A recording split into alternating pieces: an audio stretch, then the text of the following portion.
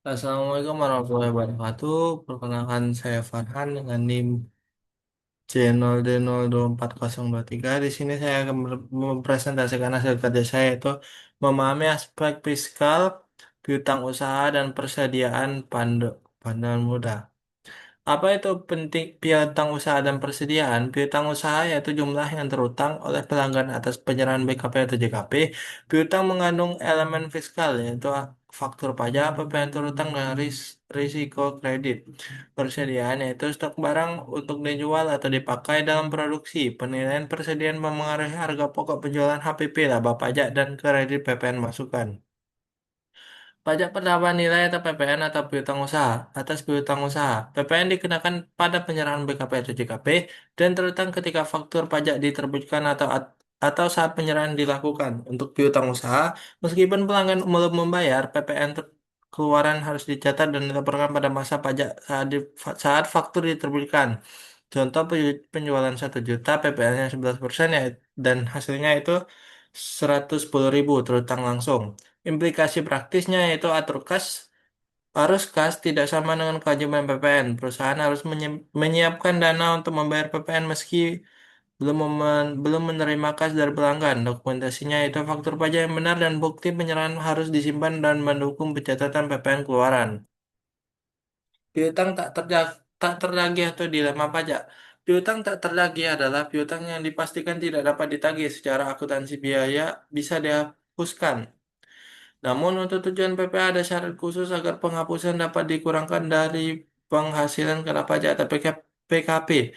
Jika syarat tidak terpenuhi, penghapusan tidak mengurangi pajak terutang. Syarat umumnya yaitu piutang sudah dibebankan sebagai biaya. Daftar piutang yang dihapus dilaporkan pada SPT tahunan PPh. Bukti upaya penagihan atau perjanjian tertulis untuk WA Badan. Konsekuensinya itu tanpa bukti dan prosedur yang memenuhi ketentuan DJP, perusahaan kehilangan manfaat pengurangan PPh. Beban tetap diakui akuntansi namun tidak diterima fiskal. Ilustrasi piutang tak terdagingnya itu menunjukkan piutang yang sudah dianggap harga dianggap hilang nilainya.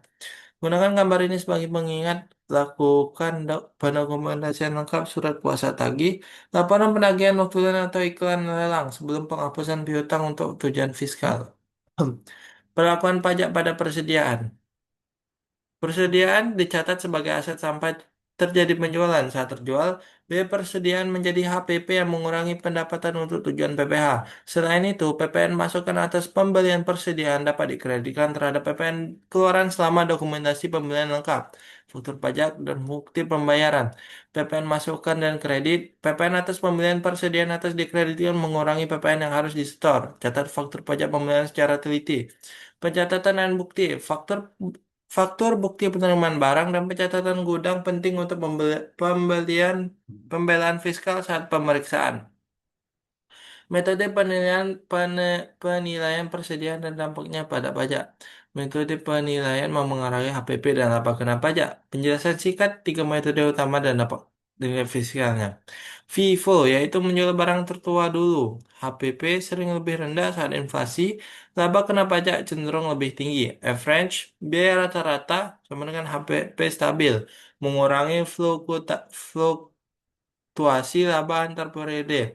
DIFO atau konsep menjual barang terbaru dulu dapat menurunkan laba saat inflasi, tapi DIFO tidak diakui dalam PSAK atau IFRS.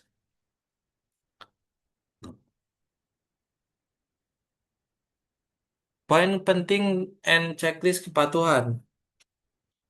PPN piutang yaitu catat PPN keluaran saat waktu diterbitkan, siapkan kas untuk pembayaran PPN meski piutang belum tertagih. Penghapusan piutang, lengkapi bukti penagihan surat penghapusan dan lampiran ke SPT tahunan agar dapat dijadikan pengurangan PPh. Persediaannya yaitu pilih metode penilaian yang konsisten, simpan faktur pajak pembelian untuk klaim PPN masukan, dan dokumentasikan pergerakan gudang. Kesimpulan dan tindakan selanjutnya, memahami PPN atas piutang, syarat penghapusan piutang tak tertagih untuk PPh, dan metode evaluasi persediaan adalah kunci kepatuhan dan optimasi pajak.